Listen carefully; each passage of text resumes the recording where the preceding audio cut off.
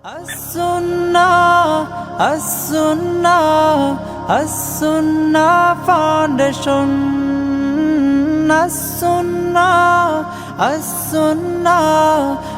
As-Sunnah Foundation. আসসালামু আলাইকুম ওয়া রাহমাতুল্লাহি ওয়া বারাকাতুহু। আলহামদুলিল্লাহ ওয়াসসালাতু ওয়াসসালামু আলা রাসূলিল্লাহ বাদ। সুপ্রিয় দর্শক শ্রোতা ভাই বোন, দেশ কিংবা প্রবাস যে যেখান থেকে দেখছেন আপনাদের সকলকে সাদর আমন্ত্রণ জানাচ্ছি as-Sunnah ফাউন্ডেশন স্টুডিও থেকে। আপনারা দেখছেন as-Sunnah ফাউন্ডেশন আয়োজিত সাপ্তাহিক সরাসরি প্রশ্ন উত্তরমূলক অনুষ্ঠান শুনানি সমাধানের 235তম পর্ব।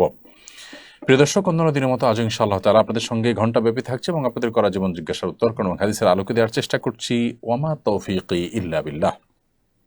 আপনার যে কোনো জীবন জিজ্ঞাসামূলক প্রশ্ন বাংলায় সংক্ষেপে মন্তব্যের করে লিখুন, আমরা ইনশাআল্লাহ বিদিনিল্লাহ বেশি থেকে বেশি সংখ্যক প্রশ্ন উত্তর দেওয়ার চেষ্টা অব্যাহত রাখব।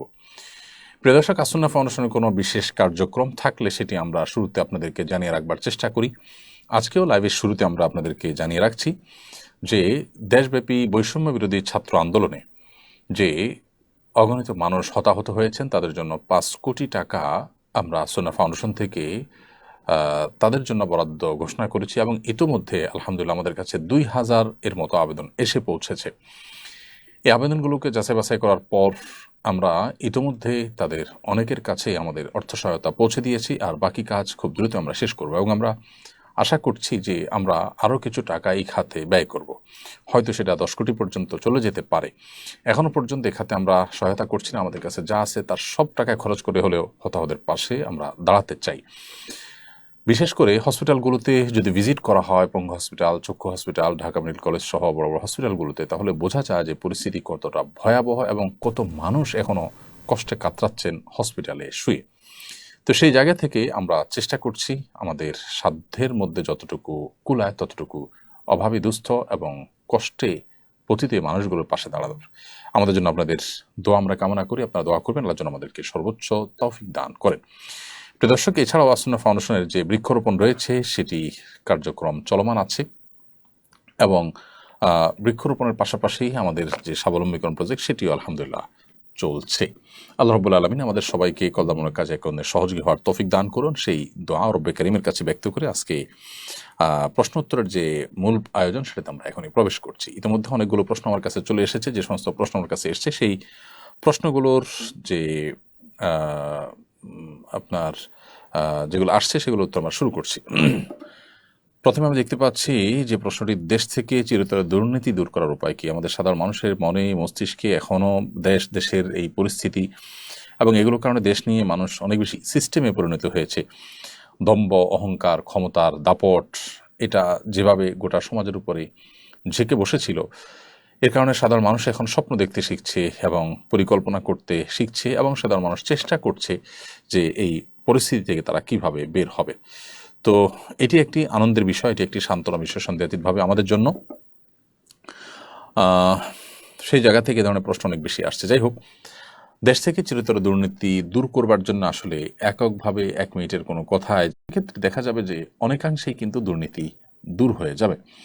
দেশের প্রথিতযশা ওলামা একরাম বা প্রথম সারির আলেমদের অনেকে গ্রেপ্তার হয়েছেন, নানা হয়রানির শিকার হয়েছেন, নানা মামলা মোকদ্দমা তাদের বিরুদ্ধে করা হয়েছে, কিন্তু আর্থিক কেলেঙ্কারি তাদের কিন্তু বিরুদ্ধে কোনো কি আজও পর্যন্ত কেউ প্রমাণ করতে পারেনি। বিচ্ছিন্ন ঘটনা তো থাকেই ছোটোখাটো ক্ষেত্রে, কিন্তু আমি টপ লেভেল ওলামা একরাম বা প্রমিনেন্ট ওলামা একরামের মধ্যে এই ধরনের কোনো অনাচার সচরাচর হতে দেখা যায় না, সে বিষয়টি বলেছি। এই জন্য দেশ থেকে দুর্নীতি দূর করবার জন্য সাধারণ মানুষকে মোটিভেশন দেওয়া, কঠোর আইন, দুর্নীতির বিরুদ্ধে কঠোর আইন প্রণয়ন করে সেটার প্রয়োগ করা এবং জিরো টলারেন্সে চলে যাওয়া, আইনের শাসনকে পরিপূর্ণ প্রতিষ্ঠা করা, এখানে কোনো চেহারা না দেখা, এই বিষয়গুলো খুব গুরুত্বপূর্ণ। সেই সাথে ওলামা একরামকে এই কাজের সাথে সমাজের মূলধারার সাথে যদি ইনভলভ করা হয়, আমার বিশ্বাস যে সেটি অনেক বেশি কাজে আসবে ইনশাআল্লাহ তাআলা। এরপরে প্রশ্ন হলো, আমরা স্বামী স্ত্রী উমরা করতে যাব। প্রশ্ন হলো, উমরা করার পর কখন স্বামী স্ত্রী মিলিত হতে পারবেন? স্বামী স্ত্রী উমরা করতে গেলে সেক্ষেত্রে উমরার যে মূল কার্যক্রম আছে, এহরামের কাপড় পরিধান করার পর, তওয়াফ শেষ করার পর, সাই শেষ করার পর উভয়ে মাথা মুন্ডন বা মাথা চুল ছোট করার যে বিধান আছে, মেয়েরা ছোট করা, পুরুষরা মাথা মুন্ডন করা, সেটি শেষ করার পর তারা হালাল। এরপর তারা শারীরিক সম্পর্ক করতে পারবেন। তার আগ পর্যন্ত শারীরিক সম্পর্ক করা তাদের জন্য জায়েজ নাই। হজের ক্ষেত্রে একই কথাই অলমোস্ট প্রযোজ্য যে যতক্ষণ পর্যন্ত এহরামরত আছেন সমস্ত কার্যক্রম শেষ না হচ্ছে, বিশেষ করে হজের মূল কার্যক্রম 8 তারিখে যে শুরু হয় সেই তখন থেকে নিয়ে 10 তারিখে এসে হজের যে কার্যক্রমের অংশ হিসাবে জামারাতে পাথর নিক্ষেপ করা সেটি, তারপর জামারাতে পাথর নিক্ষেপের পর কোরবানি করার পর মাথা মুন্ডন করা, তারপরে তওয়াফ সাই করা, এরপর স্বামী স্ত্রীর মধ্যকার সম্পর্ক, শারীরিক সম্পর্ক করা হালাল হয়ে যায়। অতএব এই সময়ের মধ্যে যদি শারীরিক সম্পর্ক করেন তাহলে সেক্ষেত্রে তারা আমি হারাম রিলেশনে লিপ্ত ছিলাম, এখন হারাম রিলেশন থেকে বেরিয়ে এসেছি, আমি এখন আল্লাহর কাছে মাপ চাই, কিভাবে দোয়া করলে আল্লাহ তাআলা আমাকে মাফ করবেন? ভাই তুহিন ইসলাম, আপনাকে সাধুবাদ জানাই, আপনি হারাম এবং অবৈধ পথ থেকে ফিরে এসেছেন। এটির জন্য সৎসাহসের প্রয়োজন হয়। আজকালকার বেশিরভাগ তরুণী দেখা যায় যে নানাভাবে এ ধরনের হারাম সম্পর্কে জড়িয়ে আছেন। এটিতে তাদের আখিরাত যেমন ধ্বংস হয়, ঈমান আমল যেমন নষ্ট হয়, ইবাদতের স্বাদ নষ্ট হয়ে যায়, সেই সাথে তাদের মধ্যে ডিপ্রেশন কাজ করে, মানসিক অশান্তির কারণ হয় এবং এটি দুনিয়াতে সাময়িক সুখ দিলেও দুনিয়াতেই কিন্তু দীর্ঘমেয়াদী দুঃখের কারণ হয়, আর আখিরাতের শাস্তি তো রয়েছেই। তো এই জায়গা থেকে একজন যুবক, একজন তরুণ, একজন তরুণী হারাম সম্পর্ক থেকে আল্লাহর জন্য বের হয়ে এসে পুত পবিত্র বৈবাহিক সম্পর্কের জন্য তারা অপেক্ষা করবেন এবং সেই সম্পর্কের দিকে যাবেন, সেটি যাওয়া উচিত। তো আপনি আপনার হারাম রিলেশন থেকে বেরিয়ে এসেছেন, পূর্বের কৃতকর্মের জন্য আল্লাহর কাছে আপনি কায়মনোবাক্যে মাপ চাইবেন, চোখের পানি ফেলে লজ্জিত হয়ে অনুতপ্ত হয়ে নিজেকে ভৎসনা করে আল্লাহর নাফরমানি করেছেন, আল্লাহর অবাধ্য হয়েছেন, সেজন্য ক্ষমা প্রার্থনা করবেন এবং ভবিষ্যতে আর এই ধরনের গুনাহের কাজ আর করবেন না মর্মে সংকল্প করবেন ইনশাআল্লাহ বিদিনিল্লাহ। আশা করা যায় এর মাধ্যমে আল্লাহ রাব্বুল আলামিন আমাদের গুনাহ মাফ করে দিবেন, কারণ এমন কোনো পাপ নাই যে পাপ তওবা করলে আল্লাহ তাআলা মাফ করবেন না। ইসলামের তওবা তত্ত্বটি খুবই গুরুত্বপূর্ণ।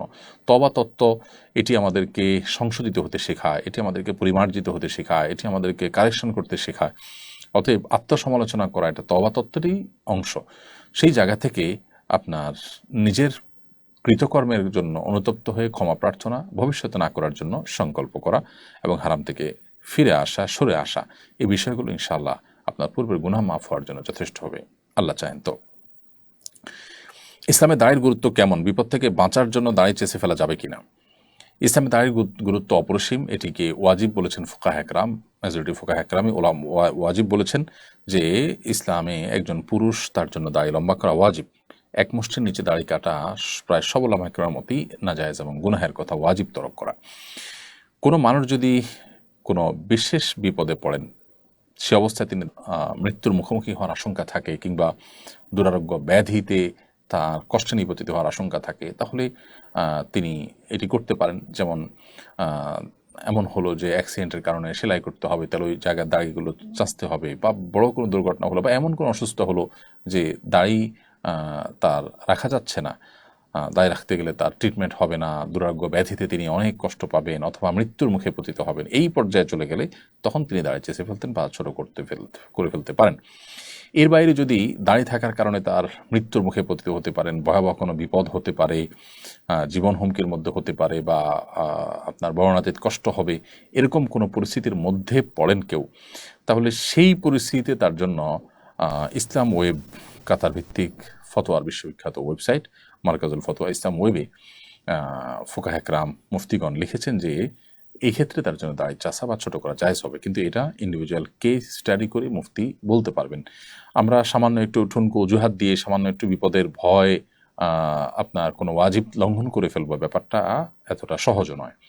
অতএব পরিস্থিতিটা কীরকম, এই পরিস্থিতিতে তার কি করা উচিত, কি করা উচিত না, কোনটা জায়েজ না, এই বিষয়টা সংশ্লিষ্ট বিষয়কে পুরোপুরি খোলাখুলি কোনো মুফতির কাছে উল্লেখ করে তারপরে সমাধান নিতে হবে।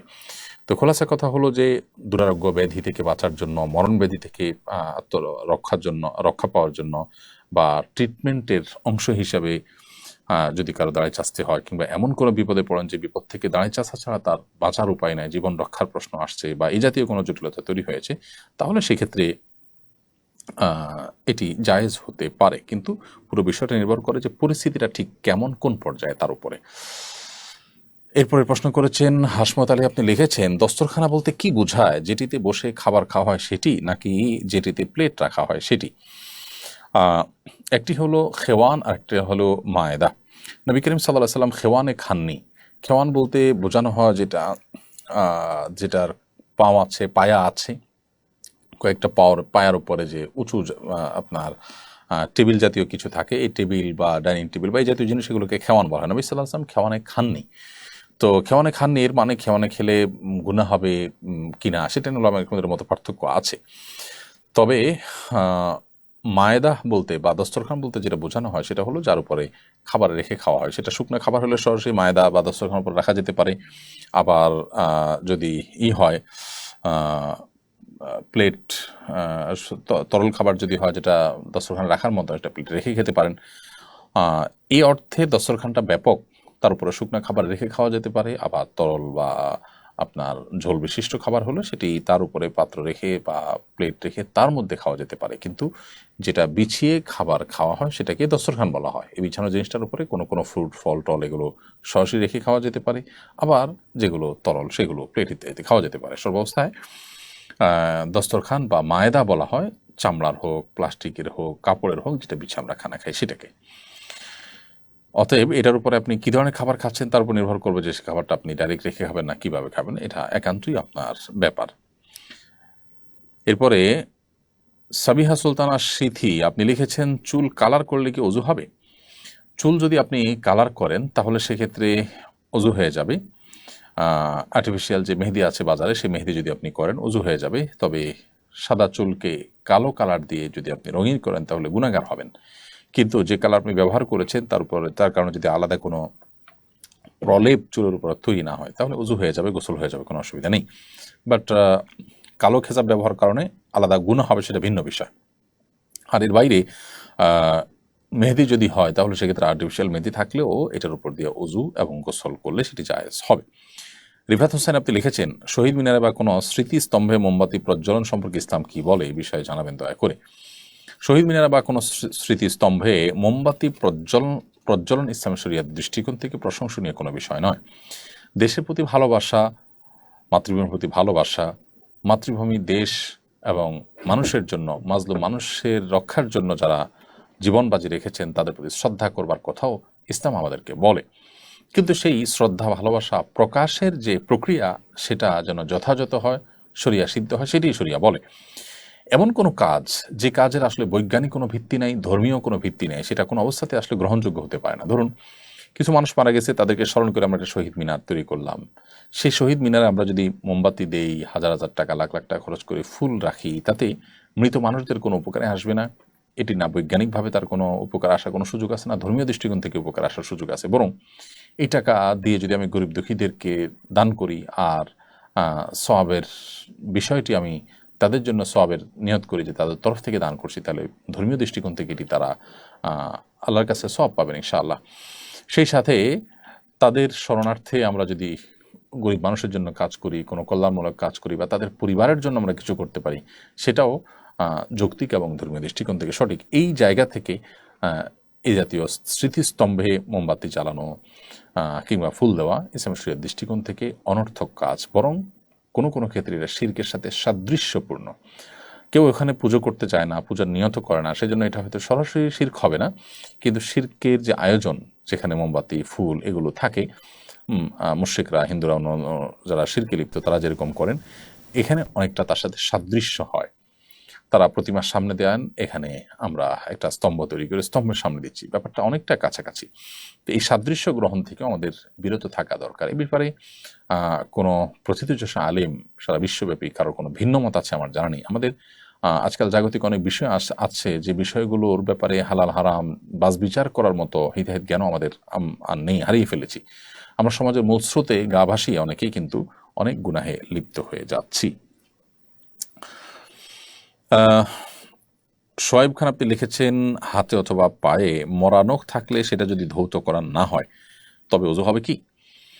হাতে বা পায়ে কোনো নখ যদি মরে যায়, এটা যতক্ষণ আপনার শরীরের অংশ আছে, আপনি অজুতে পুরো অঙ্গ ধোয়ার পাশাপাশি ওই অংশটাও ধোবেন।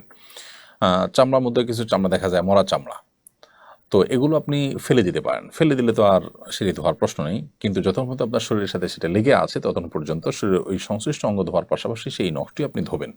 এটাই হলো অধিক সতর্কতামূলক পন্থা এবং উপায়। তাহলে ইনশাআল্লাহ আমাদের ওযু এবং গোসল হয়ে যাবে। নখ, কোনো অংশ নখের মারা গেছে, যেমন অনেক সময় দেখা যায় যে নখ উল্টে গেছে, উল্টে শুকিয়ে গেছে, যে কোনো সময় আপনার পড়ে যাবে। তো এরকম পর্যায়ে এখনও পড়ে নাই, আমাদের শরীরের সাথে লেগে আছে। তো এই নখটাকে আমি পানি লাগালাম না, পানি ধুইলাম না, এটা কিন্তু ওজুর জন্য যথেষ্ট হবে না, এটাকে ধুইতে হবে। যদি বলি যে না এটা আমার শরীরের অংশ না, এটা এখন মারা গেছে, তো এটা ভুল হবে। যতক্ষণ আমার সাথে লেগে আছে হাতের সাথে, ততক্ষণ পর্যন্ত সে আমার শরীরের অংশ হিসাবে গণ্য হবে।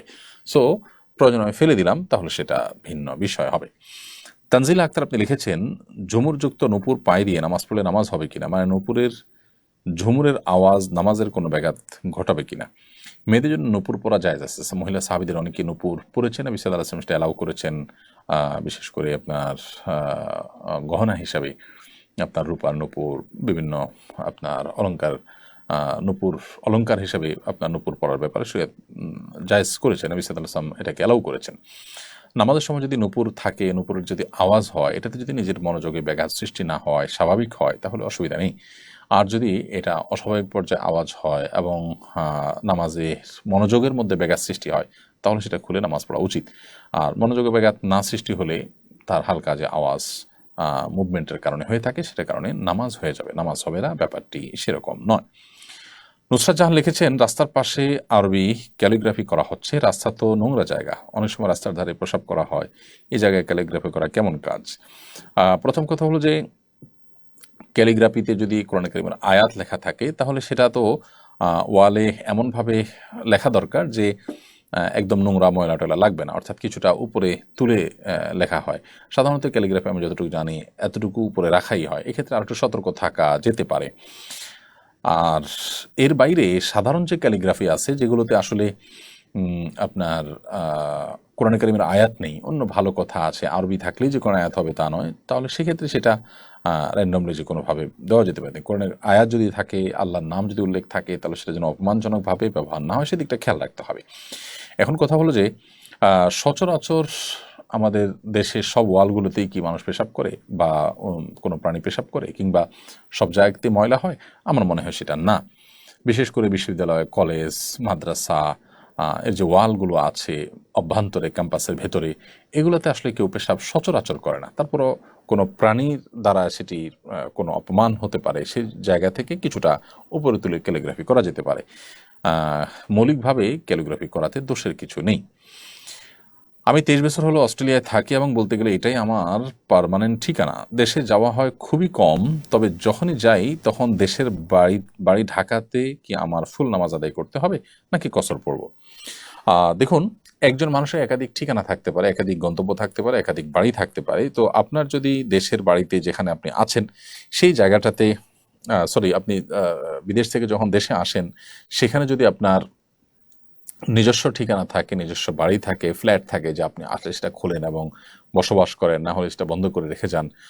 অর্থাৎ এটা আপনার একান্ত, আপনার একটা বাসা, ওখানে যেরকম একটা বাসা আছে, এখানে আপনার একটা বাসা আছে, থাকার সকল সেট আপ আছে, এবং এটা আপনার একটা হোম, সেটা সেকেন্ড হোম, থার্ড হোম, যে নামই দেন না কেন। এরকম যদি হয়, তাহলে এখানে আপনি পুরো নামাজ পড়বেন, কসর আপনার জন্য প্রযোজ্য হবে না। হ্যাঁ, আসা যাওয়ার পথে মুসাফির হিসাবে অবশ্যই সফর প্রযোজ্য হবে।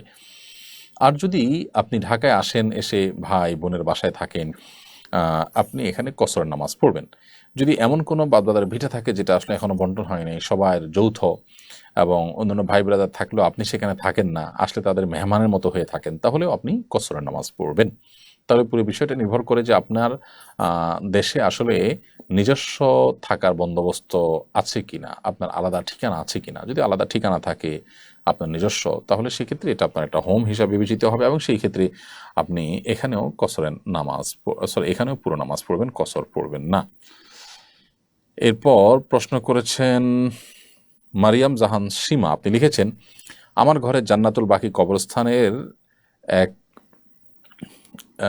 MS মাটি আছে, এতে কি আমার কোনো গুনাহ হবে? জান্নাতুল বাকি কবরস্থানের মাটি আপনি কেন এনেছেন? পরিমাণে অল্পই হোক না কেন, আমরা অনেকেই না জেনে এই কাজগুলো করে ফেলি। আমরা মনে রাখতে হবে যে কোনো জায়গার মাটি নিয়ে আসলে আমাদের কোনো কল্যাণ হয়ে যাবে, এই বিশ্বাস করবার কোনো কারণ নেই। সাহাবা ইকরাম অনেকে এ জাতীয় বিষয়ে অনেক বেশি কঠোরতা অবলম্বন করতেন। বিশেষ করে আব্দুল্লাহ ইবনে ওমর রাদিয়াল্লাহু আনহু অনেক সাহাবীদেরকে দেখা যায় যে তারা অনেক বেশি কঠোরতা অবলম্বন করতেন। নবী করিম সাল্লাল্লাহু আলাইহি ওয়াসাল্লামের স্মৃতিবিজড়িত একটি গাছ কেটে ফেলেছেন তিনি, এবং অজুহাত দিয়েছেন বা কারণ হিসেবে উল্লেখ করেছেন যে এইটাকে মানুষ একটা সময় যেভাবে মানুষ এখন থেকে সেটাকে অনেক বেশি শ্রদ্ধা করা শুরু করেছে, মনে হচ্ছে একটা সময় পুজো করে বসতে পারে। শিরকের ব্যাপারে একজন মুসলিম সর্বোচ্চ সতর্ক থাকবেন এবং তিনি ভয় থাকবেন। নবী করিম সাল্লাল্লাহু আলাইহি সাল্লামের স্মৃতিতে কল্যাণ রয়েছে, সন্দেহ নেই। সাহাবা একরামের স্মৃতিতে কল্যাণ আপনার বরাকা রয়েছে, সন্দেহ নাই। কিন্তু সেটাকে যদি আমাদের পুজোর মতে আমরা করতে থাকি, সেটা অনুচিত হবে।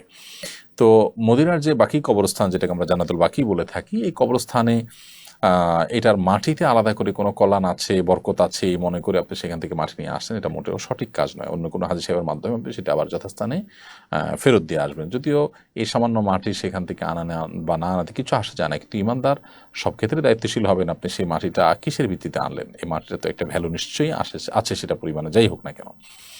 আর দ্বিতীয় কথা হলো যে মাটিতেই যে বারাকা বা কল্যাণ রয়েছে এমনটি মনে করে বিশ্বাস করে, যেটা আপনার অনেক উপকার করবে, এরকমটি বিশ্বাস করে রাখবার আসলে কোনো কারণ নেই।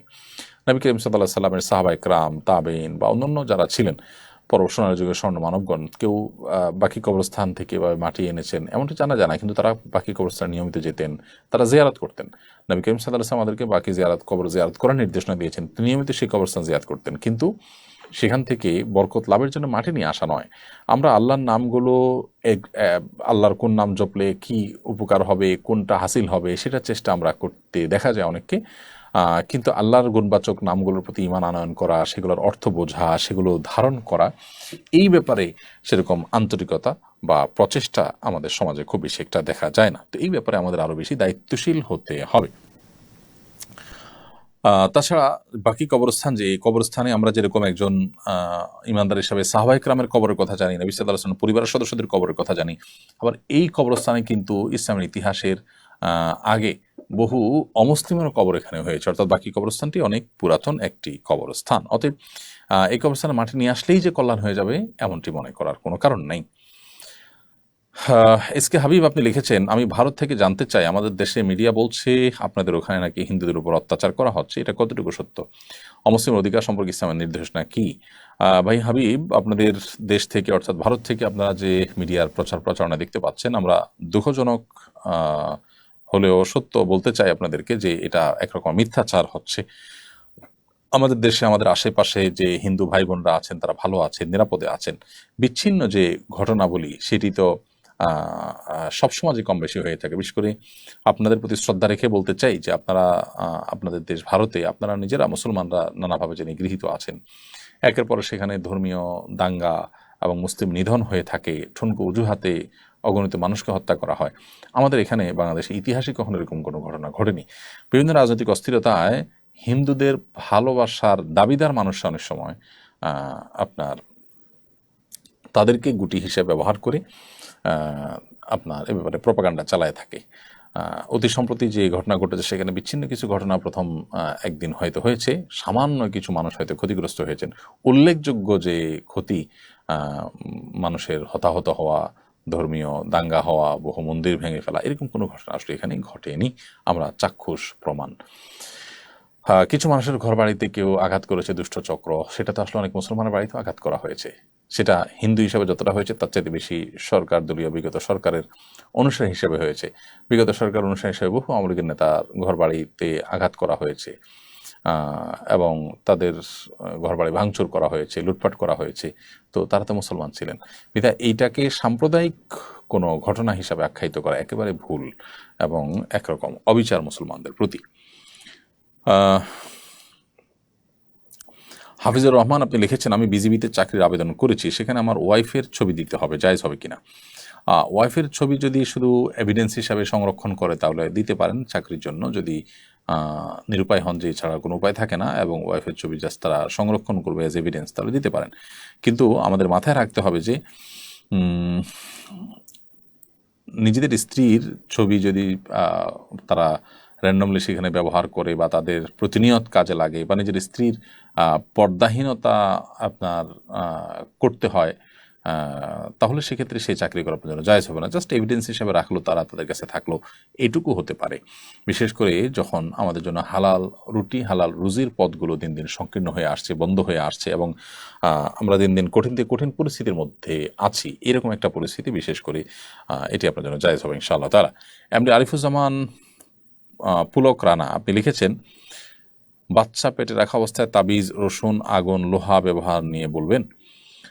বাচ্চা পেটে রাখা অবস্থায় গর্ভধারিণী নারী তিনি রসুন, আগুন, লোহা এগুলো ব্যবহার করতে পারেন। রসুন ব্যবহার করতে পারেন, রসুন খেতে পারেন, আগুন আগুন ব্যবহার করতে পারেন, লোহার কোনো কিছু কাটাকাটি করা লাগলে করতে পারেন। এগুলোর সাথে আসলে কোনো আপনার বিধিনিষেধের সম্পর্ক নেই একজন গর্ভবতী নারীর জন্য। আর তাবিজের বিষয়টি হলো যে নবী সাল্লাল্লাহু আলাইহি ওয়াসাল্লাম তাবিজ কখনো ব্যবহার করেননি, কাউকে দিতে বলেননি। তবে দুষ্ট জিনের উপদ্রব বা অন্য কোনো ক্ষয়ক্ষতি থেকে আত্মরক্ষার জন্য ঝাড়ফুঁকের শরণাপন্ন হতে পারেন, কোরআন হাদিসের আলোকে ঝাড়ফুঁক করতে পারেন, অন্য কারো কাছ থেকে ঝাড়ফুঁক নিতে পারেন, রুকিয়া শরঈয়ার আশ্রয় নিতে পারেন, মাধ্যম ব্যবহার করতে পারেন, সেটি ভিন্ন বিষয়, তবে তাবিজ নয়। আর এমনিতে সাধারণ জীবনযাপনে মানুষ যা যা করতে পারে একজন গর্ভবতী নারীও তা করতে পারে, তার জন্য আলাদা কোনো বিধিনিষেধ নেই। আমাদের সমাজে নানা রকম বিধিনিষেধের কথা বলা হয়, এটা কাটা যাবে না, ওইটা কাটা যাবে না, এটা ধরা যাবে না, এটা ছোঁয়া যাবে না, এগুলো সবই কুসংস্কারের জন্য কথা। খালিলুর রহমান আপনি লিখেছেন, এক পায়ে ঝুমকা ছাড়া নূপুর কিংবা পায়েল পরা যাবে কিনা, এটা যদি কারোর নজরে পড়ে তাহলে কি গুনাহ হবে কিনা? মেয়েরা তাদের সৌন্দর্যগুলোকে আল্লাহ তাআলা ঢেকে রাখতে বলেছেন, অতএব পায়ে নূপুর পরেন বা যেটাই পরেন সেটা আপনি ঢেকে রাখবেন, সেটা প্রদর্শন করতে পারবেন না। বিশেষ করে বাইরে যখন যাবেন তখন আপনার নূপুরের আওয়াজ পরপুরুষের দৃষ্টি আকর্ষণ করলে সেটা গুনাহের কারণ হবে, সেই বিষয়টি আপনাকে মাথায় রাখতে হবে। আবার এক পায়ে এমনিতে জুতো পরিধান করে হাঁটতে নবী সাল্লাল্লাহু আলাইহি ওয়াসাল্লাম নিষেধ করেছেন, যদিও ঝুমকা, নূপুর এগুলোর পরে নিষেধাজ্ঞা হাদিসে আসেনি, কিন্তু জুতার ব্যাপারে আসছে যে একটা পায়ে জুতা পরেছেন আর এক পা খালি অবস্থা আপনি হাঁটবেন না, এভাবে হাঁটার ব্যাপারে নবী সাল্লাল্লাহু আলাইহি ওয়াসাল্লাম নিষেধ করেছেন। নবী সাল্লাল্লাহু আলাইহি ওয়াসাল্লাম অনেক কিছু আমাদেরকে নিষেধ করেছেন, যেটা নিষেধাজ্ঞার রহস্য বা নিষেধাজ্ঞা অমান্য করলে আমাদের কি ক্ষতি হবে সেটা আমরা জানি না, কিন্তু নিশ্চিত আমরা যে তিনি যা নিষেধ করেছেন সেটা মান্য করে চলার মধ্যেই আমাদের জন্য কল্যাণ নিহিত আছে। এরপর প্রশ্ন হলো, আমার একটা মেয়ের সঙ্গে প্রেমের সম্পর্ক ছিল, তখন তাকে আল্লাহর কসম করে বলেছিলাম আমি তোমাকে বিবাহ করব, কিন্তু আমার বাবা মা সকল আত্মীয় ওই মেয়েকে বিয়ে করতে নিষেধ করেছেন। আমি নিজেও তাকে আর বিয়ে করতে চাই না, এক্ষেত্রে আমার কোনো গুনাহ হবে কিনা? দেখুন, হারাম রিলেশন এই বিষয়টি ইটসেলফ একটি গুনাহের কথা। এখান থেকে তওবা করে ফিরে আসা দরকার, আল্লাহর কাছে ক্ষমা প্রার্থনা করা দরকার। এবং আপনি যদি কারোর সাথে শপথ করে থাকেন তাকে বিবাহ করবেন, তাহলে শপথ রক্ষা করা সম্ভব হলে শপথ রক্ষা করবেন। আর যদি মা বাবা আত্মীয়স্বজন সবাই আপনাকে নিষেধ করে শরীর দৃষ্টিকোণ থেকে, সেক্ষেত্রে আপনি নিষেধাজ্ঞাকে, বিশেষ করে মা বাবার নিষেধাজ্ঞার কারণে সেটাকে আপনি মেনে চলবেন এবং তাকে বিবাহ না করার কারণে যে শপথ করেছিলেন সে শপথের কাফারা দিবেন। শপথের কাফারা হিসাবে 3 দিন আপনি কাফারা হিসাবে 3 দিন রোজা রাখবেন, অথবা 10 জন মিসকিনকে একদিনের খাবার দিয়ে দিবেন। এটুকুর মাধ্যমে ইনশাআল্লাহ আপনি কসমের দায় থেকে মুক্ত হবেন। তবে হারাম রিলেশন যেটি আপনার ছিল সেজন্য আল্লাহর কাছে আপনার তওবা করে লজ্জিত হয়ে অনুতপ্ত হয়ে ক্ষমা প্রার্থনা করতে হবে, ইস্তেগফার করতে হবে, তওবা করতে হবে, সেটি ভিন্ন বিষয়। ওমর ফারুক লিখেছেন, আমার জন্য দোয়া করবেন, আমি যেন উত্তম জীবনসঙ্গী খুঁজে পাই, আল্লাহ যেন আমাকে একটি দিনদার পরিবার মিলিয়ে দেন। ভাই ওমর ফারুক, আপনার মতো আরও অনেকেই এটার জন্য অপেক্ষা আছেন, প্রত্যাশা করছেন। আমরা আপনার জন্য এবং আমাদের সে সমস্ত ভাই বোনদের জন্য দোয়া করছি, আল্লাহ তাআলা আপনাকে উত্তম জীবনসঙ্গী মিলিয়ে দেন, জীবনসঙ্গিনী মিলিয়ে দেন। বিসিএস পরীক্ষা উত্তীর্ণ হওয়া সত্ত্বেও পুলিশ ভেরিফিকেশনে অনেককে বাদ দেওয়া হয়েছিল। অনেককে বাদ দেওয়ার কারণ তারা দিনদার পরিবারের বা প্রার্থী হাফেজ, তাদের ব্যাপারে এখনকার সরকার কি করা উচিত বলে আপনি মনে করেন? অবশ্যই সেই মাজলুম মানুষগুলোর ন্যায্য অধিকার তাদেরকে ফিরিয়ে দেওয়া উচিত। তাদের প্রতি যে জুলুম, তাদের প্রতি যে অনাচার করা হয়েছে সেটার বিরুদ্ধে আমাদেরকে উদ্যোগ নিতে হবে এবং সেটার বিরুদ্ধে আমাদেরকে কাজ করতে হবে। বিশেষ করে সাম্য প্রতিষ্ঠার জন্য এবং বৈষম্য দূর করবার জন্য যে আন্দোলন করা হয়েছে সেখানে সেটি আমাদের আচরণগতভাবে সেটি প্রতিষ্ঠিত হওয়া দরকার। সেই জায়গা থেকে যাদের প্রতি জুলুম করা হয়েছে, বিশেষ করে যাদের উপযুক্ত হওয়া সত্ত্বেও পুলিশ ভেরিফিকেশনের মাধ্যমে শুধু দলীয় বিবেচনার কারণে তাদেরকে বাদ দেওয়া হয়েছে, তাদেরকে নিয়োগ দেওয়া, তাদেরকে উপযুক্ত সম্মান দেওয়া, তাদের প্রাপ্য বুঝিয়ে দেওয়া, এটা সরকারের কর্তব্য বলে আমরা মনে করি। আর বর্তমান সরকার যেন একই কাজ না করে, অর্থাৎ শুধুমাত্র দলীয় আনুগত্য বিবেচনা করে মানুষকে চাকরি দেওয়া বা চাকরি থেকে বাদ দেওয়া, এটা উচিত নয়, বরং যোগ্যতাকে প্রায়োরিটি দেওয়া উচিত। প্রিয় দর্শক, দেখতে দেখতে আমরা অনুষ্ঠানের মাঝামাঝি পর্যায়ে চলে এসেছি। সময় হয়েছে ছোট্ট একটি বিরতিতে যাওয়ার। আমরা এই মুহূর্তে একটি ছোট্ট বিরতিতে যাচ্ছি। বিরতির পর আবারও ফিরে আসবো শরীর সমাধান অনুষ্ঠানে ইনশাআল্লাহ তাআলা। অসহায় দরিদ্রদের দারিদ্র্য দূরীকরণ ও স্বাবলম্বীকরণের লক্ষ্যে আসুন্নাহ ফাউন্ডেশন পরিচালনা করছে স্বাবলম্বীকরণ প্রকল্প। স্বাবলম্বীকরণ প্রকল্পের আওতায় এ যাবৎ প্রায় 3,000 মানুষকে প্রশিক্ষণ ও স্বাবলম্বীকরণ উপকরণ প্রদান করা হয়েছে। আপনার জাকাতের অর্থে স্বাবলম্বী হতে পারে অসহায় দরিদ্র মানুষ। আসুন্নাহ ফাউন্ডেশনের জাকাত তহবিলে জাকাত পাঠাতে ভিজিট করুন www.asunnahfoundation.org/donate/zakat। প্রিয় দর্শক, বিরতির পর আবার আপনাদেরকে স্বাগতম জানাচ্ছি। আপনারা দেখছেন আসুন্নাহ ফাউন্ডেশন আয়োজিত সাপ্তাহিক সরাসরি প্রশ্ন উত্তরমূলক অনুষ্ঠান শরীয়ী সমাধানের 235তম পর্ব। বিরতির আগে অনেকগুলো প্রশ্ন উত্তর আমরা দিয়েছি। এ পর্যায়ে যে প্রশ্নটি আমি দেখতে পাচ্ছি তা হলো তারাও মাদ্রাসাটিতে বিভিন্ন হবে কিনা। উত্তর হলো হ্যাঁ, অবশ্যই আপনি অন্য ধর্মাবলম্বীদের সহায়তা অনুদান তারা ভালোবেসে মুসলমানদের ধর্মীয় প্রতিষ্ঠানের জন্য টাকা দান করলে সেটা আপনি নিতে পারবেন, বা কোনো কিছু দান করলে সেটা নিতে পারবেন। হালাল কিছু দিলেন সেটি আপনি গ্রহণ করতে পারবেন। বিশেষ করে যদি তাদের এই দানের মাধ্যমে সেই ধর্মীয় প্রতিষ্ঠানের উপরে প্রভাব বিস্তার করে কোনো প্রকার ক্ষতি করার আশঙ্কা না থাকে, সচরাচর সাধারণ মানুষের দানের মধ্যে সেটি থাকেও না, তাহলে সেক্ষেত্রে আপনি তাদের সেই দান গ্রহণ করতে পারেন। শরীর দৃষ্টিকোণ থেকে কোনো অসুবিধা নেই। আর আফসান মাহমুদ রাকিব লিখেছেন, ব্যাংকে টাকা রাখার পর যে বাড়তি টাকা আসে সওয়াবের নিয়ত করা ছাড়া গরিব দুঃখীদেরকে দান করে দেওয়া উচিত। কারণ সুদকে আল্লাহ তাআলা হারাম করেছেন, বিধায় সেটি আমি ভক্ষণ করব না। তবে সেটি যেহেতু জমা হয়ে গেছে অ্যাকাউন্টে, সো সেটি কোনো গরিব বা কোনো দুঃখীকে সওয়াবের নিয়ত ছাড়া আমরা দান করে দিব, শুধুমাত্র দায় মুক্তির জন্য। তাশরিফ ইসলাম নাইম লিখেছেন, অমুসলমানকে বন্ধু বানানো কি জায়েজ হবে? দেখুন, সাধারণ বন্ধু যেটা একটা মানুষের সাথে উঠতে বসতে চলতে ফিরতে যে সম্পর্ক হয়ে যায়, সহপাঠী কিংবা প্রতিবেশী, সেটুকু তো অবশ্যই জায়েজ আছে। তাদের প্রতি সদাচরণ করতে আল্লাহ আমাদেরকে নিষেধ করেন না। তবে মনে রাখতে হবে যে অন্তরঙ্গ বন্ধু হিসাবে যে স্থান দেওয়ার ব্যাপার, সেটি আসলে কোনো আল্লাহর প্রতি ধরুন আপনার বাবার চরিত্র নিয়ে, আপনার মায়ের চরিত্র নিয়ে যদি কেউ সন্দেহ করে, এই লোকটা মানুষ হিসাবে সামাজিক সম্প্রীতির জন্য তার প্রতি আপনি হয়তো আইন হাতে তুলে নিতে যাবেন না, কিন্তু তার মানে কি এই যে তাকে আপনি অন্তঃস্থল থেকে ভালোবাসা কি সম্ভব? আপনার রবকে, মহান সৃষ্টিকর্তাকে যিনি সৃষ্টিকর্তা হিসাবে মানেন না, অস্বীকার করেন, তাকে আপনি ঠিক একইভাবে অন্তঃস্থল থেকে যে বন্ধুতা সেটি তাকে নিবেদন করতে পারেন না। তবে সাধারণ বন্ধুতা বা স্বাভাবিক সুসম্পর্ক সেটি তো থাকতেই পারে। তার উপকার করতে পারেন, তার পাশে দাঁড়াতে পারেন, সব কিছুই তার সাথে আপনি স্বাভাবিকভাবে করতে পারেন। আকিকার দিন বাচ্চার মাথার চুলের ওজন পরিমাণ যে রূপা বা চাঁদি দিতে হয়, সেই চুলগুলো কি শুকনো না ভেজা হতে হবে? দেখুন, চুল তো স্বাভাবিক অবস্থায় চুল পরিমাপের যে ব্যাপার আছে সেটা শুকনো। ভেজা চুলের ওজন প্রশ্ন কেন আসবে? কারণ ভেজা চুলের মধ্যে তো পানির ওজন থাকে।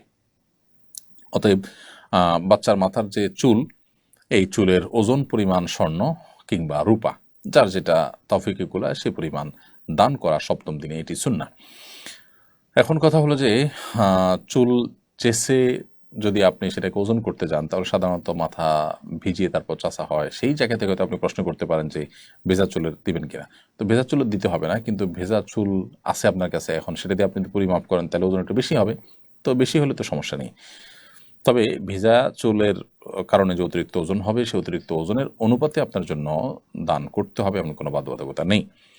মায়াজ আলিয়াড়ি থেকে আপনি লিখেছেন, আমি প্রবাসে বিয়ে করেছি, তো আমি কি সেই বউয়ের সাথে দেশে গিয়ে থাকতে পারবো, নাকি আবার দেশে গিয়ে বিয়ে করতে হবে? আপনি প্রবাসে কাউকে বিয়ে করলে দেশে এসে তার সাথে স্ত্রী হিসেবে বসবাস করবেন, দেশে এসে আবার কেন বিয়ে করতে হবে?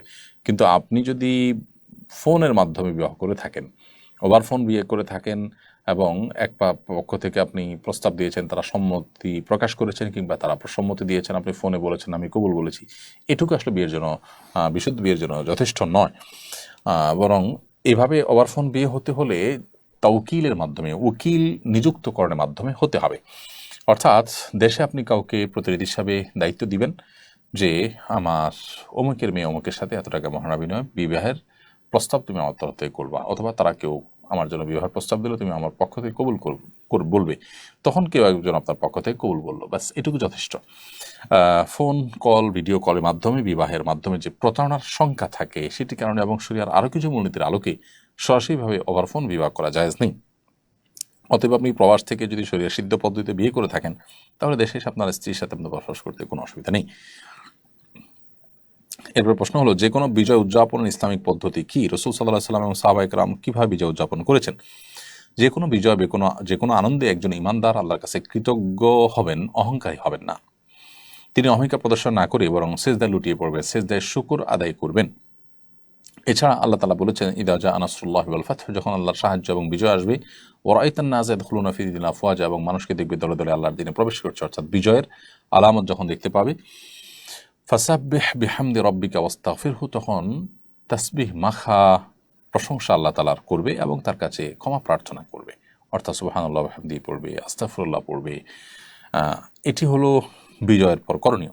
নবী করিম সাল্লাল্লাহু আলাইহি ওয়াসাল্লাম মক্কা বিজয়ের পর তিনি মক্কার মানুষদের প্রতি ক্ষমাশীলতা প্রদর্শন করেছেন, সবাইকে ক্ষমা করেছেন এবং কোনো প্রকার প্রতিশোধ পরায়ণতা তিনি প্রদর্শন করেননি। ঠিক একইভাবে আমরা আমাদের বিজয়, আমাদের আনন্দের সময়ে প্রতিশোধের স্পৃহা যেন আমাদের মধ্যে জ্বলে না উঠে, আমরা ক্ষমাশীলতা প্রদর্শন করব এবং সেই সাথে সহনশীলতা এটি আমাদের মধ্যে থাকবে এবং আমরা চেষ্টা করব আল্লাহ রাব্বুল আলামিনের কৃতজ্ঞতা নিবেদন করবার। সন্তান প্রসবের পর মা কি 40 দিনই নাপাক থাকবে, নাকি যে কয়দিন রক্ত আসবে সেই কয়দিন নাপাক থাকবে? সন্তান প্রসবের পর যে ব্লাড দেখা যাবে, ব্লিডিং যতদিন পর্যন্ত হবে ততদিন পর্যন্ত নাপাক হিসেবে গণ্য হবে, যদি 40 দিনের কম হয়। ধরা যাক 30 দিন পর্যন্ত ব্লিডিং হয়েছে, অতএব 30 দিনই তিনি নাপাক গণ্য হবেন। 30 দিনের পরে ব্লিডিং আর না থাকলে তারপর থেকে তিনি পবিত্র হিসেবে গণ্য হবেন। তখন স্বামী স্ত্রী সুলভ সম্পর্ক যেমন যায় শারীরিক সম্পর্ক, তেমনিভাবে নামাজও তার উপরে প্রযোজ্য হবে। আর যদি 40 দিনের মধ্যে এটি বন্ধ না হয়, তাহলে সর্বোচ্চ সীমা হবে 40 দিন, অর্থাৎ 40 দিনের পরও যদি ব্লিডিং দেখা দেয়, তাহলে সেই ব্লিডিংয়ের কারণে তার নামাজ বন্ধ থাকবে না, শারীরিক সম্পর্ক করা স্বামীর সাথে নাজায়েজ হবে না এবং সেটাকে নাপাক ধরা হবে না। যদি 40 দিনের বেশি নাপাক থাকে, এই ব্লিডিং থাকে।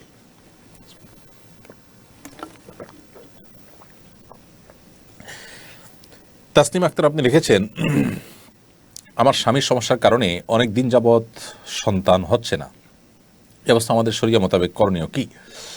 বোন তাসনিম আক্তার, স্বামীর সমস্যার কারণে সন্তান না হওয়ার বিষয়টি যদি আপনি নিশ্চিত হন ডাক্তারি ট্রিটমেন্টের মাধ্যমে বা চেক আপের মাধ্যমে, ডাক্তার চেক আপের মাধ্যমে এটা যদি জানা যায় যে হ্যাঁ স্বামীর সমস্যার কারণে হচ্ছে না, তাহলে সেক্ষেত্রে আপনি স্বামীর কারণে আপনার জৈবিক চাহিদা পূরণে যদি অসুবিধা না হয়, আপনার সে হকটা যদি অসুবিধা না হয়, তাহলে সেক্ষেত্রে আপনি সবর করবেন এবং ধৈর্য ধারণ করবেন। আল্লাহ তাআলার জন্য আপনাকে আজর এবং বিনিময় দান করবেন ইনশাআল্লাহ তাআলা।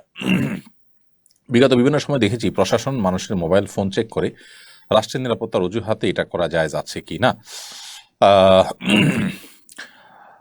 বিগত সময় আমরা দেখেছি যে প্রশাসনের বিভিন্ন পর্যায়ের ব্যক্তিবর্গ সাধারণ মানুষের ফোন চেক করে, তাদের ছবি চেক করে, ভিডিও চেক করে। সন্দেহাতীতভাবে এটি ব্যক্তির যে সাধারণ যে অধিকারগুলো আছে, মৌলিক অধিকার, সেটি লঙ্ঘন করা হয়, সেটি ক্ষুণ্ণ হয়। ইসলাম মানুষের মৌলিক অধিকারকে ক্ষুণ্ণ করবার কোনো অনুমোদন আমাদেরকে করে না, অতএব এটি অবশ্যই জুলুম হিসাবে বিবেচিত হবে এবং গুনাহের কাজ হবে। কোরআন হাদিসের কথা শুনলে গায়ের লোম দাঁড়িয়ে যায়, এর কারণ কি? লোম দাঁড়িয়ে যায় বলতে আপনি কি বোঝাতে চেয়েছেন আমি ঠিক জানি না। অনেক সময় এটি ব্ল্যাক ম্যাজিক ইত্যাদির কারণে, সেহের কারণে হয়ে থাকে, যে দেখা যায় মানুষের শরীরের পশম কোরআন কারীমের তেলাওয়াত শোনার পর উঠে যায়, দাঁড়িয়ে যায়, অস্বাভাবিক হয়ে যান, এরকম পরিস্থিতি অনেক সময় দেখা যায়। তো সেক্ষেত্রে আমাদের যেটি করতে হবে তা হলো কোনো রাকি শরণাপন্ন হতে হবে এবং রুকিয়া শরঈয়ার মাধ্যমে এই সমস্যার সমাধান করার চেষ্টা করতে হবে।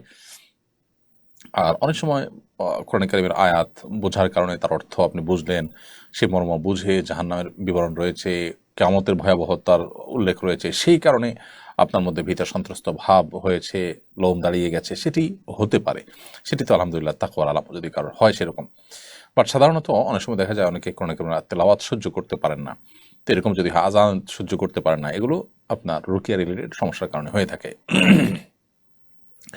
হাফিজা আক্তার লিখেছেন, অলসতা দূর করবার আমল কি? অলসতা দূর করবার জন্য প্রথমত দরকার হলো প্রচুর পরিমাণ মোটিভেশন। আপনি যেভাবে মোটিভেটেড হতে পারেন সেইভাবে মোটিভেশন নেওয়ার চেষ্টা করবেন। আর বিশেষভাবে একটি দোয়া নবী সাল্লাল্লাহু আলাইহি ওয়াসাল্লাম করতেন, সেই দোয়াটা আপনি পড়তে পারেন অলসতা থেকে পানাহাতি চাইতেন আল্লাহর কাছে। আল্লাহুম্মা ইন্নী আউযু বিকা মিনাল আজজি ওয়াল কাসাল ওয়া আউযু বিকা মিনাল আল্লাহুম্মা ইন্নী আউযু বিকা মিনাল বুখলি ওয়াল জুবন ওয়া আউযু বিকা মিনাল আজজি ওয়াল কাসাল ওয়া আউযু বিকা মিন গালাবাতিদ দাইনি ওয়া কাহরির রিজাল। কোন বর্ণনায় আল্লাহুম্মা ইন্নী আউযু বিকা মিনাল হাম্মি ওয়াল হাযান ওয়াল আজজি ওয়াল কাসাল, আল্লাহ আপনার কাছে টেনশন ডিপ্রেশন থেকে আমি পানা চাই, এবং অক্ষমতা এবং অলসতা থেকে, কাসাল মানে অলসতা, সেখান থেকে পানা চাই। অতএব এই তো আল্লাহর কাছে আপনি নিবেদন করতে পারেন। আর এর বাইরে যারা কর্মচঞ্চল মানুষ, যারা অলস নন, সেরকম মানুষের সান্নিধ্য, তাদের সংস্রব, তাদের সাথে উঠা বসার মাধ্যমে মানুষের অলসতা দূর হয়। আবরার ফাহাদের হত্যাকারীদের কয়েকজন জেলে জসিমউদ্দিন রহমানের সাথে ছিলেন। তারা সবাই কোরআন কারীমের হাফেজ হয়ে গেছেন। তারা এখন ধার্মিক হওয়ার কারণে তাদের কৃত অপরাধের শাস্তি থেকে কি তারা ক্ষমা পেয়ে যাবে? শরিয়ার বিধান কি এক্ষেত্রে?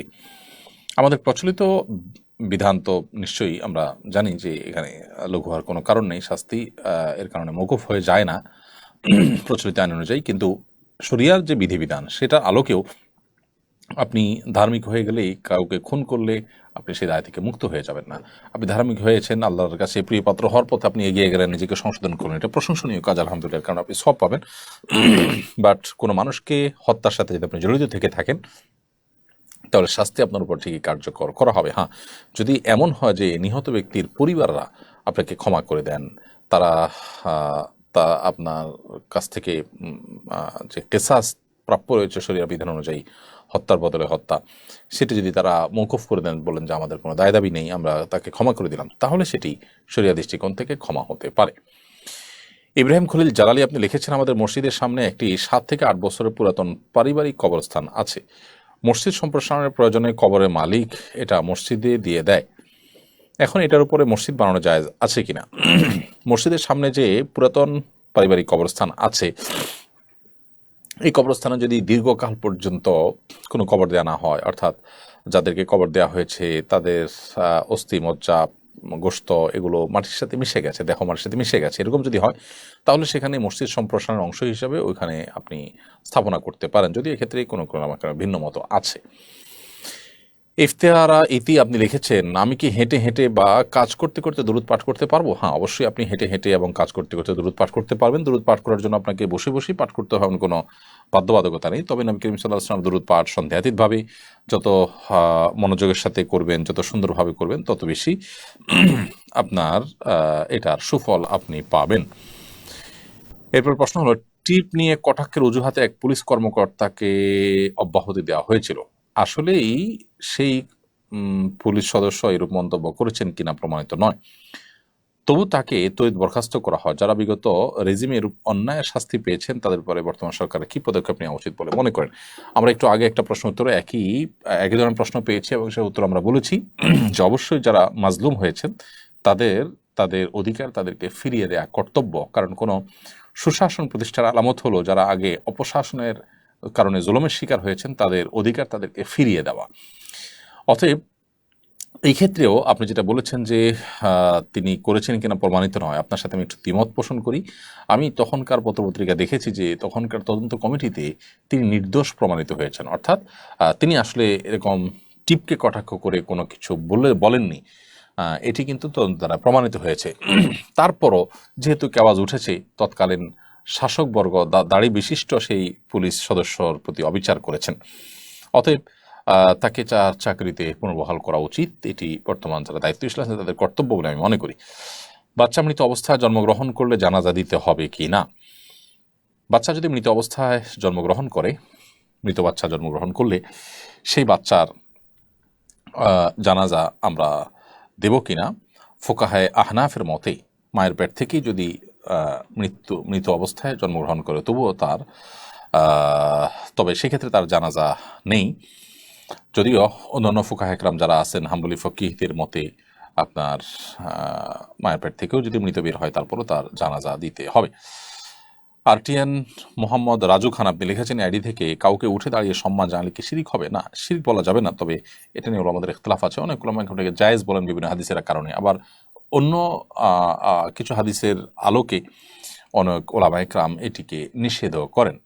কারণ নবী করিম সাল্লাল্লাহু আলাইহি ওয়াসাল্লাম দাঁড়িয়ে সম্মান জানানোকে অপছন্দ করতেন বলে বিভিন্ন বর্ণনা রয়েছে, কিন্তু আবার কোনো কোনো বর্ণনা থেকে এটিকে অনেক ওলামায়ে কেরাম সাব্যস্তও করেন। তবে দাঁড়িয়ে সম্মান জানালে যে শিরক হবে ব্যাপারটা সেরকম কেউ কিন্তু বলেননি। আরিফুল হক লিখেছেন, কিভাবে দুশ্চিন্তা দূর করব? দুশ্চিন্তা দূর করবার জন্য আপনি দোয়া পড়তে পারেন, আল্লাহুম্মা ইন্নী আউযু বিকা মিনাল হাম্মি ওয়াল হাযান ওয়াল আজজি ওয়াল কাসাল ওয়া আউযু বিকা মিন গালাবাতিদ দাইনি ওয়া কাহরির রিজাল। আল্লাহ আপনার কাছে হাম এবং হাজান অর্থাৎ টেনশন, ডিপ্রেশন, পেরেশানি থেকে আমরা পানাহ চাই, আশ্রয় চাই। আল্লাহর আশ্রয় চাওয়া এটা হলো সবচেয়ে বড় উপায় ডিপ্রেশন দূর করবার জন্য। সরি, এর পাশাপাশি ইস্তেগফার এবং দুরূদ বেশি বেশি পাঠ করাও ডিপ্রেশন দূর করার অন্যতম উপায়।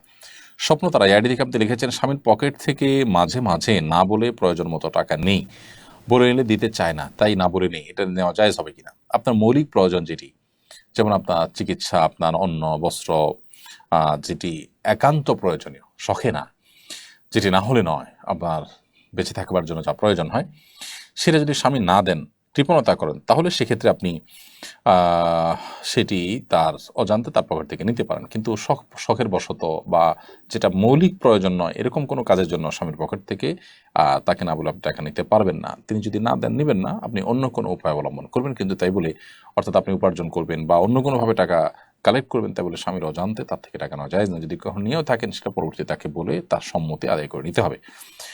এমনি সোহেল রানা লিখেছেন, বাচ্চা হওয়ার কতদিন পরে স্ত্রীর সাথে সহবাস করা যাবে? বাচ্চা হওয়ার পর সর্বোচ্চ 40 দিন পর্যন্ত স্ত্রীর সাথে সহবাস করা যাবে না, তারপরে আপনি সহবাস করতে পারবেন। আর যদি ব্লিডিং, যেটা বাচ্চা হওয়ার পরবর্তী ব্লিডিং, এটা যদি 40 দিন আগে বন্ধ হয়ে যায়, সেটা 20 দিন, 25 দিন, 30 দিন, যে কোনো সময় বন্ধ হয়ে যাবে। তারপর থেকে আপনি স্বামী স্ত্রী সুলভ সম্পর্ক করতে পারবেন। যদি সেটি বন্ধ না হয়, ব্লিডিং হতে হতে 40 দিনও ক্রস করে যায়, তাহলে 40 দিনের পরে আপনি শারীরিক সম্পর্ক করতে পারেন। অর্থাৎ এই ব্লিডিংয়ের কারণে শারীরিক সম্পর্ক করা নিষেধাজ্ঞা, এটি সর্বোচ্চ 40 দিন পর্যন্ত চলবে, তবে সর্বনিম্নটা 5 দিন হতে পারে, 10 দিন হতে পারে। এমডি মহিন উদ্দিন শায়েখ আপনি লিখেছেন, জেনারেল লাইনে পড়া নববিবাহিতদের জন্য পরামর্শ দিন, কিভাবে সুখী দাম্পত্য জীবন যাপন করা যায়। কোন বই সাজেস্ট করতে পারেন? জেনারেল লাইনে নববিবাহিত স্বামী স্ত্রীদের জন্য সুখী দাম্পত্য জীবনের জন্য অনেকগুলো বই বাজারে বের হয়েছে। শেখ মোহাম্মদ সাল্লাহ আল মুনাজ্জিদ হাফিজাহুল্লাহর একটি বই আছে। তারপর বাজারে আপনার সমকালীন বয়ান, তারপরে সমর্পণ, এই সমস্ত প্রকাশনীগুলোর অনেক ভালো ভালো সুন্দর সুন্দর বই আছে নবদম্পতির জন্য এবং দাম্পত্য জীবন সুখে থাকবার জন্য। সেই বইগুলো আপনি কালেক্ট করে নিতে পারেন। লেখক আতিকুল্লাহ ভাইয়ের ভালো ভালো কিছু বই আছে চমৎকার, সেগুলো সংগ্রহ করতে পারেন।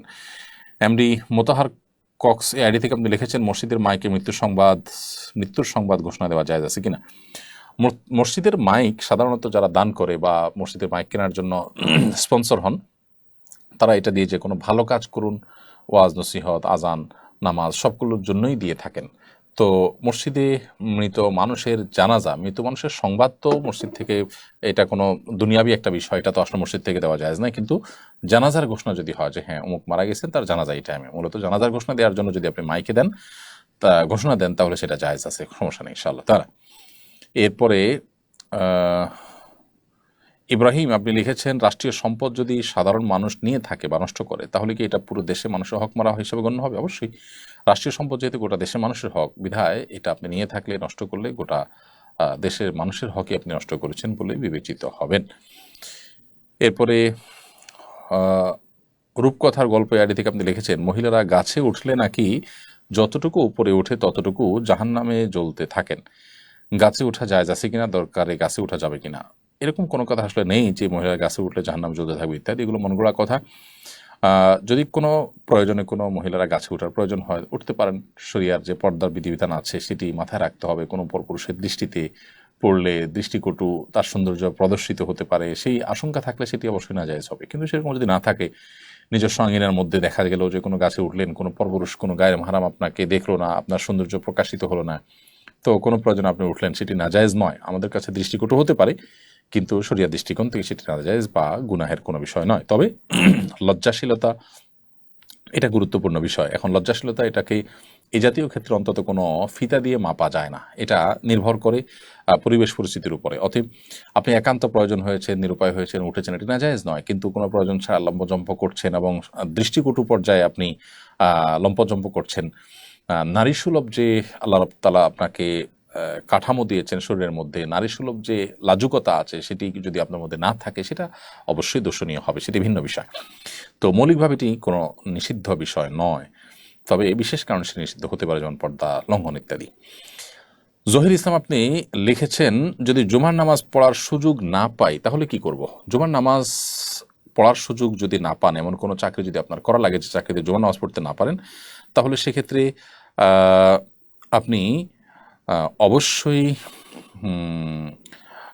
সেই চাকরি ছেড়ে দিবেন। কারণ যে চাকরি করতে গিয়ে জুমার নামাজ পড়তে পারবেন না, ফরজ বিধান আদায় করতে পারবেন না, আপনাকে গুনাহে লিপ্ত হতে হবে, সেই চাকরি করা আপনার জন্য শরীয়তের দৃষ্টিকোণ থেকে জায়েজ নাই। কারণ মুসলমান তার জন্য নামাজটা হলো বাঁচা মরার মতো, অর্থাৎ আমার জীবন রক্ষার জন্য নিঃশ্বাস গ্রহণ করা, শ্বাস প্রশ্বাস গ্রহণ করা যেরকম গুরুত্বপূর্ণ, ঠিক একইভাবে আমার নামাজ পড়াটা আমার ঈমান রক্ষার জন্য সেরকম গুরুত্বপূর্ণ। সো আমার যদি নিঃশ্বাস বন্ধ করে কেউ ডিউটি করতে পারে, সেটা যেরকম আমার কাছে মোটেও গ্রহণযোগ্য হবে না, ঠিক একইভাবে আমার আমার নামাজ পড়ার সুযোগ বন্ধ করে দিয়ে কেউ আমাকে ডিউটি করতে বলে সেটা আমার কাছে কখনো গ্রহণযোগ্য হতে পারে না। সেটা যত লোভনীয় চাকরি হোক না কেন, আপনি চাকরি সুইচ করে অন্য কোথাও উপার্জনের জন্য যাওয়ার চেষ্টা করবেন।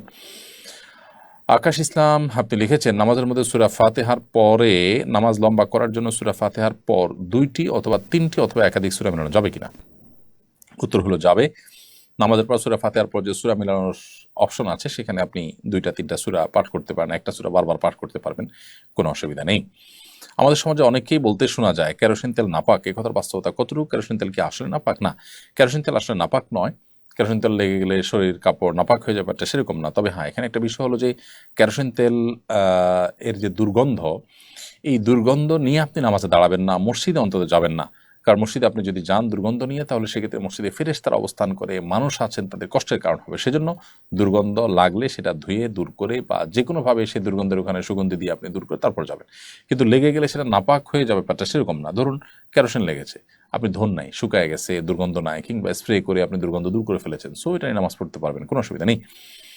তাহলে কেরোসিন তেল নাপাক এরকম ধারণা সঠিক নয়। তবে এটার দুর্গন্ধ নিয়ে মসজিদে যাওয়া অনুচিত। কারণ নবী করিম সাল্লাল্লাহু আলাইহি ওয়াসাল্লাম বলেছেন, তাতাআজ্জাল মালাইকা বিমা ইয়াতাআজ্জা বিহি বানু আদম।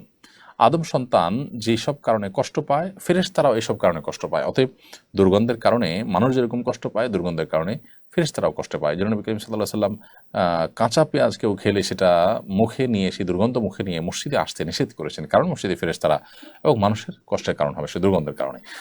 এই জন্যই ইসলাম আমাদেরকে সামাজিক বিষয়গুলোকে খুব গুরুত্বের সাথে দেখতে বলে। আমাদের কারণে কারো কষ্ট হতে পারে, সেটা ইসলাম চায় না। ইসলাম কতটা আধুনিক, কতটা স্মার্ট আমাদেরকে করেছে যে আজ থেকে 1400 বছর আগের বাস্তবতা, মানুষ যখন এতটা পরিচ্ছন্ন থাকার ব্যাপারে গুরুত্ব আরোপ করতে পারতো না, মরুভূমিতে যেখানে পানির ব্যবস্থা খুব বেশি ছিল না, খাদ্য জোগাড় করা যেরকম কঠিন, পানি জোগাড় করা সেরকম কঠিন একটা ব্যাপার ছিল, সেই সমাজেও আমাদেরকে এতটা পরিচ্ছন্ন, এতটা দায়িত্বশীল এবং এতটা অন্যদের প্রতি সচেতন থাকার নির্দেশনা আমাদেরকে দিয়েছে। অতএব একজন মুসলমান তিনি সর্বোচ্চ চেষ্টা করবেন তার দ্বারা কারো কোনো কষ্ট না হয়, কোনো অসুবিধা না হয়, সেই বিষয়টি যেন নিশ্চিত হয়। এরপরে প্রশ্ন হলো, মুসলমান বানানোর উদ্দেশ্যে কোনো হিন্দু মেয়ের সাথে প্রেম করা জায়েজ হবে কিনা? না, কোনো অন্য ধর্মাবলম্বী মেয়েকে ইসলাম ধর্মে দীক্ষিত করবেন সে আশায় তার সাথে হারাম সম্পর্ক করলেন, হারাম রিলেশন করলেন, এটা জায়েজ না। এটা শয়তানের এক ধরনের ধোঁকা।